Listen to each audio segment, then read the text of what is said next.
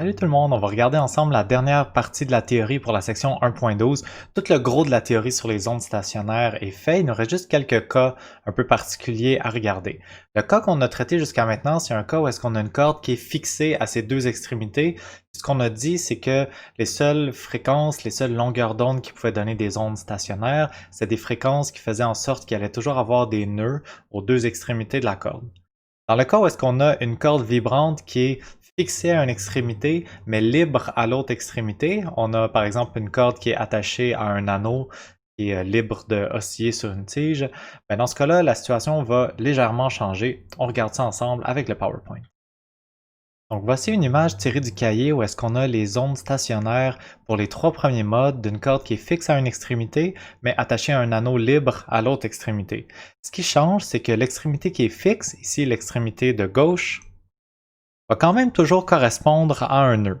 Sauf que l'extrémité qui est libre va réfléchir l'onde avec une réflexion molle plutôt qu'une réflexion dure. Ça va faire en sorte qu'au lieu d'avoir une amplitude nulle à cet endroit-là, un nœud, on va avoir une amplitude qui est maximale, un ventre. Donc la seule chose à savoir, c'est que quand j'ai un anneau libre ici, une extrémité libre, ben, ça va toujours correspondre à un ventre. Alors que mon extrémité de gauche correspondait toujours à un nœud. Le premier mode, ben, c'est le mode le plus simple qu'on peut dessiner, passe d'un nœud tout simplement à un ventre, puis ensuite, à chaque fois que je passe d'un mode au mode suivant, je vais toujours ajouter un ventre et ajouter un nœud. Ce qu'on va faire, c'est comme on a fait précédemment, on va écrire la relation entre la longueur totale de la corde, L, et la longueur d'onde lambda pour le mode 1, 2, 3, donc lambda 1, 2, 3. Et ensuite, on va essayer d'établir une relation générale pour lambda n, puis pour la fréquence associée Fn. On veut encore trouver la fréquence du mode n dans ce scénario-là. Donc quand je regarde le premier mode avec n égale 1, ça c'est la longueur totale de la corde. Puis ce que je veux savoir, c'est j'ai combien de longueur d'onde ici. Et là, je suis en train de passer comme d'un nœud à un point qui est à 0 jusqu'à un maximum. Si je dessine une fonction sinusoïdale complète, ça c'est une longueur d'onde complète. Là, je suis en train de passer de 0 jusqu'à comme un maximum ici. Mais ça correspond à un quart de longueur d'onde, c'est un quart de cycle. Donc une longueur totale de corde correspond à un quart de longueur d'onde.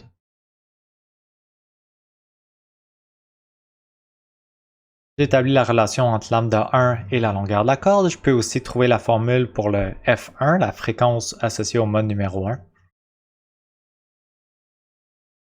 Et voilà, on va continuer avec le mode numéro 2 et 3, puis ensuite on va voir s'il y a une relation générale qui émerge. Je vais encore compter le nombre de longueurs d'onde qui correspondent à une longueur de corde. Donc je passe d'un nœud à un maximum, ça c'est un quart de longueur d'onde. À un nœud, j'ai un autre quart de longueur d'onde. Et finalement, je retourne à un minimum. Je suis rendu à 3 quarts de longueur d'onde qui correspondent à une longueur totale de corde.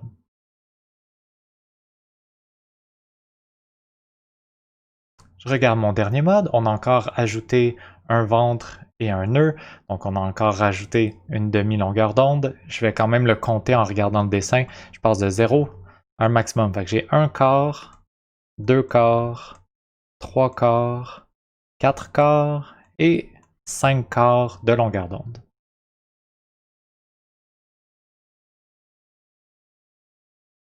On a trois informations maintenant, c'est le temps de regarder si on est capable de déduire une relation générale. Ici, ce qu'on voit, c'est que la fréquence, ma fréquence fondamentale, la fréquence du mode fondamental, du mode numéro 1, c'est V sur 4L. Quand je regarde le mode suivant, le mode numéro 2, je suis rendu avec 3 V sur 4L, puis ensuite 5 V sur 4L.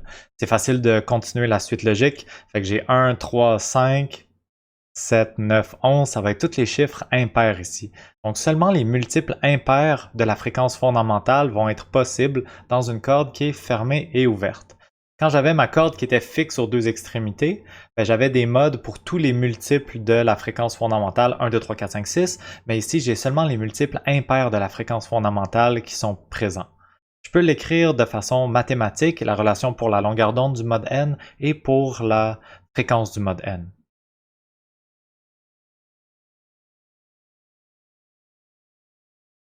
Et voilà, j'ai trouvé une formule pour le lambda n et pour le fn pour les ondes qui sont fixes à une extrémité et libres à l'autre extrémité. Le 2n-1, c'est une façon d'écrire les nombres impairs. Dans le fond, vous pouvez l'essayer. Quand n égale 1, le résultat donne 1. Quand n égale 2, le résultat donne 3. Quand n égale 3, le résultat donne 5, ainsi de suite. Donc, ça fait la bonne relation entre le numéro du mode et le multiple de la fréquence fondamentale. J'en avais déjà parlé, mais maintenant on va faire une petite distinction entre le numéro du mode, c'est n, et le numéro de l'harmonique. Le numéro du mode, c'est simplement le n. Fait que par exemple, ça ici, c'est mon mode numéro 3. Ça veut dire n égale 3, n égale 2, n égale 1. Le numéro du mode. Le numéro de l'harmonique, c'est le multiple de la fréquence fondamentale. Donc quand je suis dans mon mode n égale 3, la fréquence f3 est égale à 5 fois la fréquence fondamentale. Le numéro du mode, c'est 3, mais le numéro de l'harmonique, c'est 5. Parce que le mode numéro 3 correspond à 5 fois la fréquence fondamentale. Donc, dans le cas d'une corde qui est fixe et libre, il y a seulement les harmoniques impaires qui sont présents.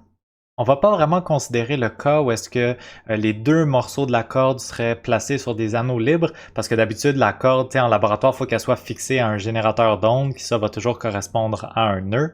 Mais il va y avoir un autre scénario qu'on va regarder, c'est qu'est-ce qui se passe si au lieu d'avoir une onde stationnaire dans une corde, j'ai une onde stationnaire dans l'air. Je suis en train de faire une onde sonore qui se déplace dans l'air, puis je peux avoir une onde stationnaire qui va résonner dans un tuyau qui est soit ouvert, soit fermé à chacune de ses extrémités. Donc voici de quoi ça a l'air les modes pour chacun des scénarios possibles. Un tuyau qui est fermé aux deux extrémités, c'est comme si on avait une corde fixée aux deux extrémités, c'est le premier scénario qu'on a regardé. Le scénario fermé-ouvert et ensuite le scénario ouvert-ouvert. La logique reste toujours la même. À chaque fois que j'ai une extrémité qui est fermée, comme ici, une extrémité de tuyau qui est fermée, ben les deux extrémités vont devoir correspondre à des nœuds. Quand j'ai une extrémité qui est ouverte, ben, cette extrémité va devoir correspondre à un ventre. Et dans le cas d'un tuyau qui est ouvert aux deux extrémités, ben, je vais avoir des ventres aux deux bouts. On vous a montré de quoi ont l'air les dessins pour les 3 premiers modes de chaque scénario. Puis à chaque fois qu'on passe d'un mode au mode suivant, on fait toujours juste ajouter un nouveau nœud, un nouveau ventre. Dans le cas du tuyau fermé-fermé, les dessins des modes sont identiques aux dessins dans le cas de la corde qui était fixe aux deux extrémités. Donc on aura encore comme ceci. Dans le cas du tuyau fermé-ouvert, c'est comme le cas de la corde fixe et libre qu'on vient de regarder ensemble, donc. Puis dans le cas du tuyau ouvert-ouvert, les dessins des modes ne ressemblent pas aux dessins des modes dans le cas fermé-fermé, mais il y a quand même toujours le même nombre de longueurs d'onde. Ici, j'avais un total de lambda sur 2. Bien, ici, je passe d'un maximum à un nœud à un autre ventre.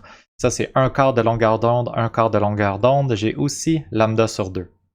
Dans ce cas-ci, j'avais une longueur d'onde totale, puis ici aussi, j'ai une longueur d'onde totale et juste décalée par rapport à mon dessin pour le tuyau fermé-fermé. Dans le dernier scénario, ici, j'avais 1,5. Ici, j'ai 1,5. J'ai le même nombre de longueurs d'onde. Autrement dit, je vais obtenir exactement les mêmes relations. Les dessins des modes ne sont pas pareils, mais les formules sont exactement pareils pour ces deux scénarios-là. La dernière différence avec les ondes qui sont dans des cordes, c'est en fait une simplification. Parce que quand j'ai une onde qui s'en va dans une corde, la vitesse de propagation de l'onde, on la calcule avec la densité linéique de la corde et la tension dans la corde, qui sont des choses qui peuvent varier. Mais quand on a une onde sonore dans un tuyau, la vitesse à laquelle l'onde sonore se déplace dépend uniquement de la température de l'air. Dans les exercices du Séguin pour le chapitre 1.12, on prend toujours pour acquis que l'air est à 16 degrés Celsius, donc que la vitesse de propagation du son sera toujours 340 mètres par seconde. Donc ça, c'est une information qui ne sera pas comme une variable dans les problèmes. Le V, ici,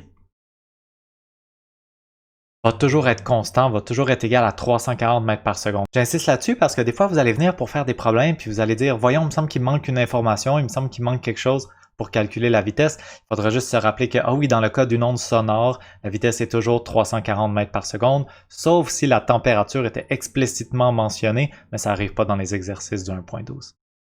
C'est tout pour la vidéo sur la théorie de la section 1.12. Dans cette deuxième partie, on a parlé des ondes stationnaires dans des cordes avec une extrémité fixe et une extrémité libre. On est capable de dessiner les modes et de calculer leur fréquence. Puis on a aussi parlé des ondes sonores dans des tuyaux avec toutes les combinaisons d'extrémités fermées et ouvertes. faut être capable de dessiner n'importe quel mode et de calculer sa fréquence et sa longueur d'onde. Merci!